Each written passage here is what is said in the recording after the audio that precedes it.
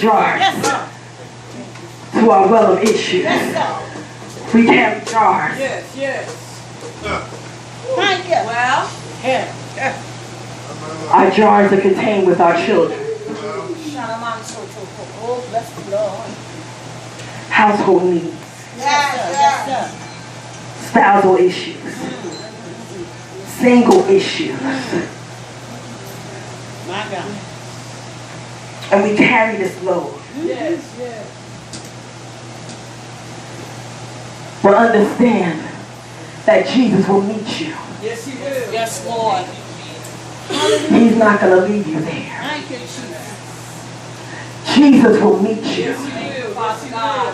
Thank you, Lord. right where you're at. I know the program said praying women. Yes. Yes, sir. Let me tell you about some praying women. Come on. Yeah. This past Thursday, for some time now, I hadn't been feeling well. And I wasn't going to share this, that's why I didn't say anything in the beginning. But God is saying, you overcome by the blood of the Lamb and the word of your testimony. Yes, sir. For some time now, I've been feeling a little off and a little not well.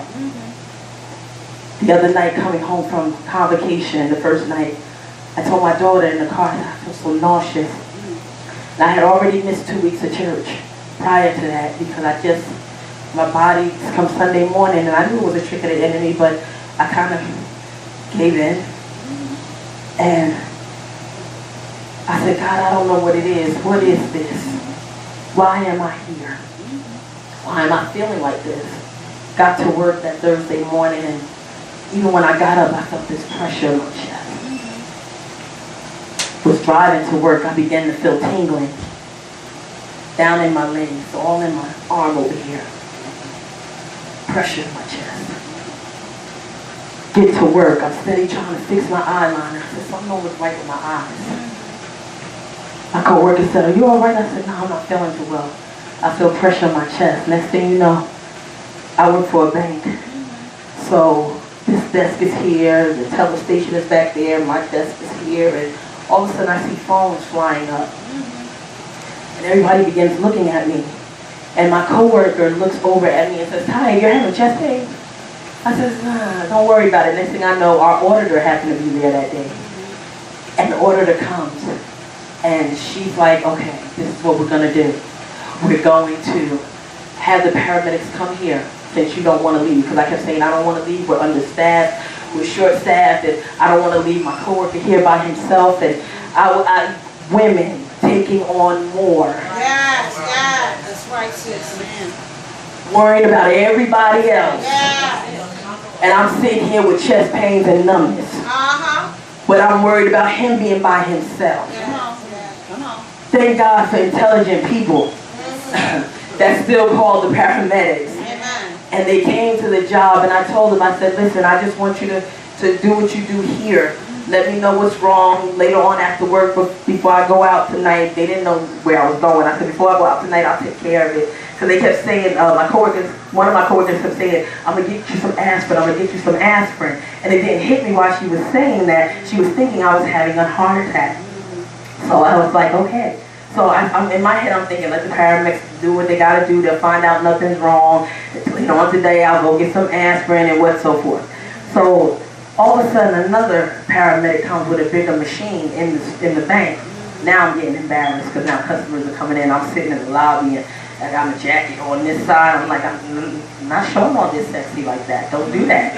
Amen. So I'm saying, I'm psyched. Come on. And so he says, ma'am, your blood pressure is 122 over 103. We have to take you to the hospital. Where's the pain? I said, it's right here. And he's like, it's steady in there. And mind you, I don't know the symptoms of a heart attack. So I'm giving them all these symptoms, and they're like just chalking up like, yep, that's it. That's the big one. That's the big H. All right, let's take her on in. So I'm in the ambulance, and they kept spraying the nitroglycerin underneath my tongue, and they gave me 4 baby aspirins, and I said, well, Lord Jesus. So they said, by the time, I could hear them whispering, by the time we get into the hospital, her blood pressure should be down. Well, blood pressure went up again, 128 over 98. The bottom wasn't as bad. But at that point, they were monitoring my heart and doing minor EKGs. I guess they can do that in the ambulance. Okay, so that's what they were doing. So that means I had a total of 4 EKGs in one day.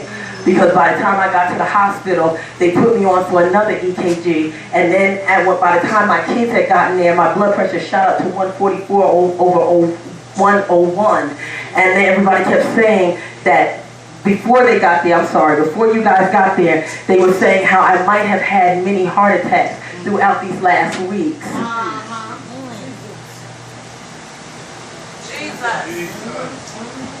I said, okay, maybe that explains why I haven't been feeling well. And so I said, well, what do I do to prevent this again? And because I love my coffee, and I even saw on the news that coffee it actually blocks heart attacks. It was on Eyewitness News. Coffee, don't debate me. This is not up for debate. And so they did 4 EKGs. And I'm trying to text everybody. My phone is dying. Concy's next, I didn't text her.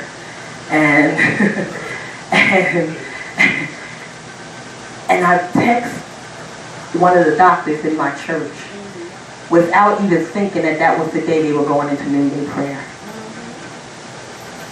It was 11:58. And I text her. And I told her the situation. And she says, we're going into prayer now. I didn't have to be there to know what took place. Yes. I reached out to my sister here. This one called me. I don't even need to be in their presence to know what took place. Yes, God. The prayers of the righteous availeth much, because the next test that came through, they took more blood. They took blood pressure. Even my blood pressure, the pump kept going off every so often. I'm like, well, Lord have mercy, what's this? And I don't like this tightness here. But every time, the first EKG is what made them think about the many heart attacks.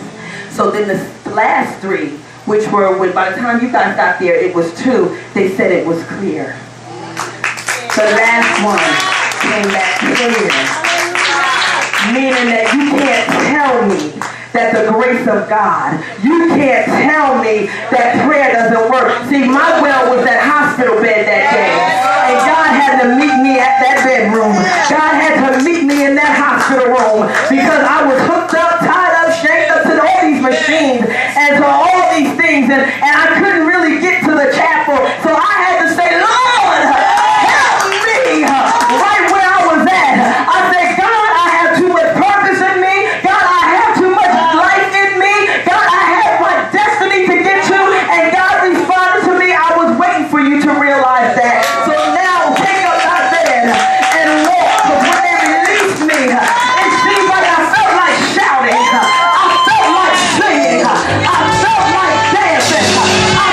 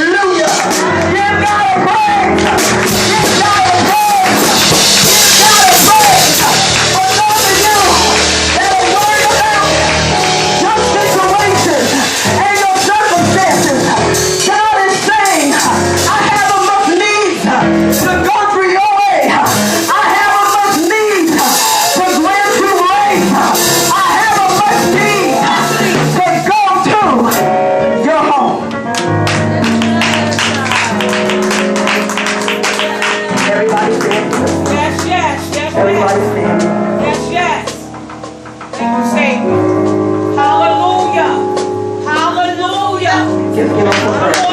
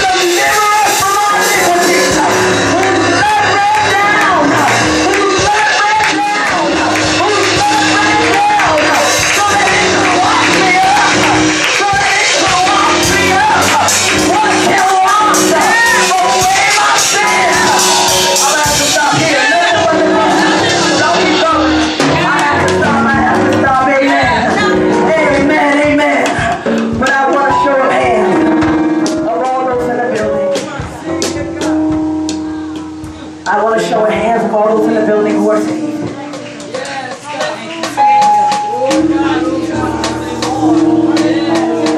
Hands of the people that know Jesus in the pardon of their sins.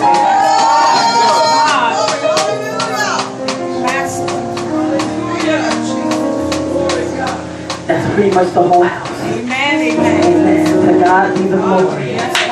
God, give God a praise for salvation. Give God a praise for salvation. If there's anyone in the house that desires special prayer, just meet me right here and I'll pray with you. We'll touch and agree on things. Amen. Amen. If everybody's all right, if everybody's okay. Amen. I give this back into the hands of our presider. Amen.